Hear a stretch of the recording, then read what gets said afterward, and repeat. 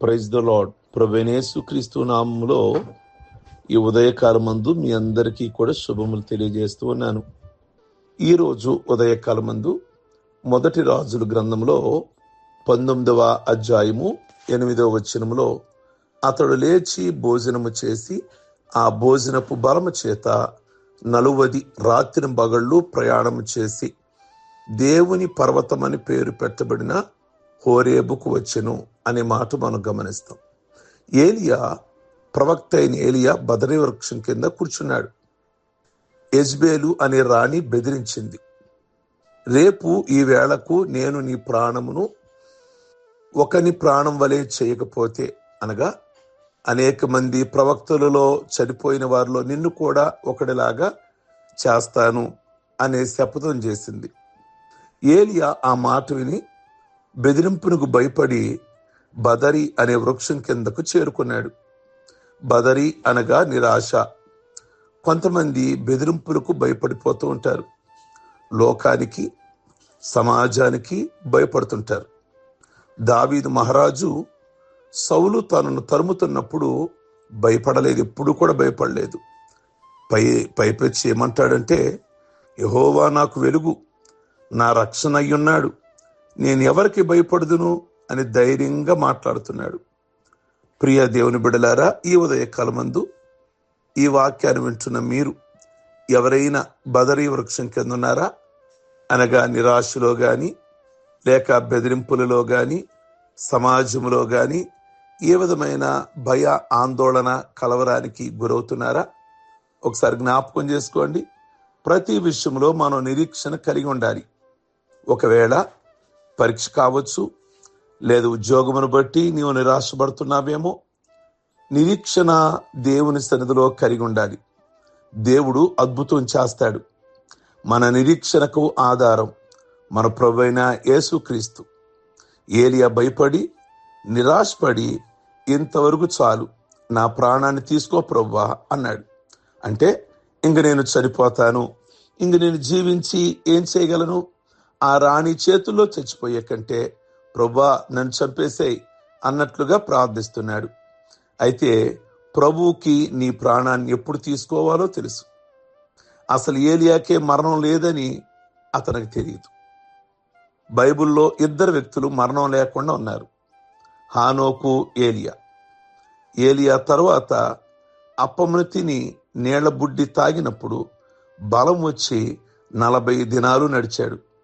చాలా మంది నిరాశతోనే ఆత్మహత్యలు చేసుకుంటున్నారు, కృంగిపోతున్నారు.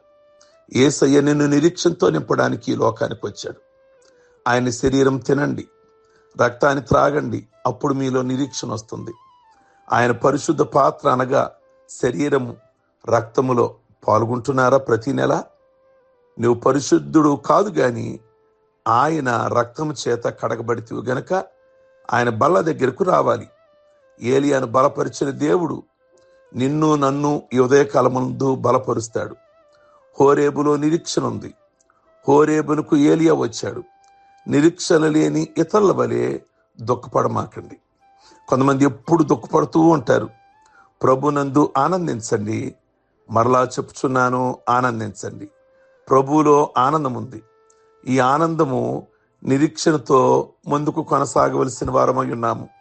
అప్పుడు ఏలియా ముందుకు సాగాడు, దేవుని ప్రవక్తగా ముందుకు సాగాడు. దేవుడు ఏలియా ద్వారా అద్భుతాలను జరిగించాడు. ప్రియ దేవుని బిడ్డలారా, దేవుడు ఒక వ్యక్తిని వాడుకుంటాడు. ఆయన బల్ల దగ్గరకు వచ్చినప్పుడు నిన్ను బలపరుస్తాడు. అబ్రహాము జీవితంలో యుద్ధంలో అలసిపోయాడు. అటువంటి అబ్రహాముకు మెలిసెదుకు రొట్టె, ద్రాక్షరసం ఇచ్చాడు.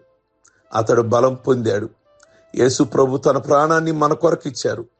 ఎవరైనా కొంతవరకు రక్తదానం చేస్తారు, కానీ యేసయ్య తన రక్తమంతా మన కొరకిచ్చాడు.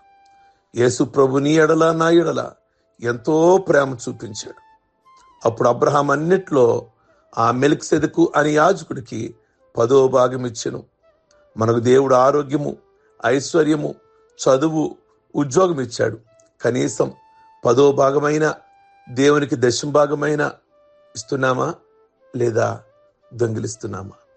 ప్రియ దేవుని బిడ్డలారా, ఈ ఉదయకాలం ముందు జ్ఞాపకం చేస్తున్నాను, దేవుని సన్నిధానములో హోరేబులో నిరీక్షణ ఉంది కనుక దేవుని సన్నిధిలో నిరీక్షణ ఉంది.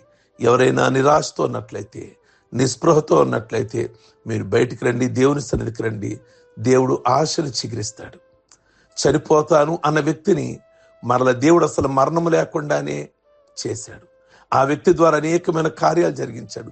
అయిపోయింది నా జీవితం అనుకున్న వ్యక్తుల్ని దేవుడు ఈరోజు నిలబెట్టుకొని అప్పులు పాలైపోయిన వాళ్ళని ఈరోజు దేవుడు ధన సమృద్ధినిచ్చి అనేకులకు ఉపయోగపడేలాగా. ప్రియ దేవుని బిడ్డలారా, చెడిపోయినటువంటి వ్యక్తులు, పాడైపోయినటువంటి వ్యక్తుల్ని దేవుడు మార్చి మళ్ళా వాళ్ళ ద్వారా అనేక మంది మనుషుల్ని మంచి మనుషులుగా తీర్చిదిద్దడానికి, మంచి మార్గంలో నడవడానికి దేవుడు వాడుకుంటున్నాడు.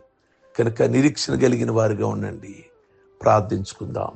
సర్వశక్తి కలిగిన తండ్రి, ఈ ఉదయకాలమందు అంతా అయిపోయింది అనుకున్న ఏలియాని మీరు ఒకసారి జ్ఞాపకం చేసుకొని నిజంగా ప్రభువా అతని ద్వారా గొప్ప కార్యాలు చేశారు. ఈరోజు అంతా అయిపోయింది అని ఉదయకాలం మంది ఎవరైనా అనుకుంటున్నారేమో, ఇంకా అవకాశం లేదు అని అనుకుంటున్నారేమో, దుఃఖములో మునిగి తేలుతున్నారేమో, నిరాశ బ్రతుకుతూ ఉన్నారేమో, ఆశలు లేని ఆ పరిస్థితిలో వాళ్ళు ఉన్నారేమో. ప్రభువా, ఏలియాని జ్ఞాపకం చేసుకున్న ప్రభువా, ఈరోజు మీ బిడ్డను ఒక్కసారి జ్ఞాపకం చేసుకోండి. ఈ ప్రార్థనలు ఏకీభిస్తున్న వారిని జ్ఞాపకం చేసుకోండి. ఆశలను చిగురించండి ప్రభువా, తిరిగి ఆనందభరితులుగా చేయమని ప్రార్థన చేస్తున్నాం తండ్రి. వారి ఎడల మీరు అద్భుతాలు జరిగించమని ప్రార్థిస్తున్నాం. మీ కొందనాలు ఈ మాటలు వారి జీవితాలలో, వారి హృదయాలలో స్థిరపరచండి. అలాగే ఈరోజు ఎవరు ఏ విధమైనటువంటి ఆ పనులు, ప్రయాణాలను తలపెట్టారో అవన్నీ కూడా మీరు జ్ఞాపకం చేసుకొని మేలు చేయండి ప్రభువా. ఈరోజు పెళ్లి రోజులు, అలాగే పుట్టినరోజులు, అలాగే రక్షణ పొందిన రోజులు ఎవరైతే జ్ఞాపకం చేసుకుంటున్నారో వాళ్ళకి ఆయుష్, ఆరోగ్యాలనిచ్చి వాళ్ళ ద్వారా మీరు ఘనత పొంది ప్రత్యేకమైన ఆశీర్వాదంతో నింపమని యేసు పరిశుద్ధ నామములో అడుగుచున్నాం తండ్రి. ఆమేన్. God bless you. మీ అందరికీ ఉదయకాలం మందు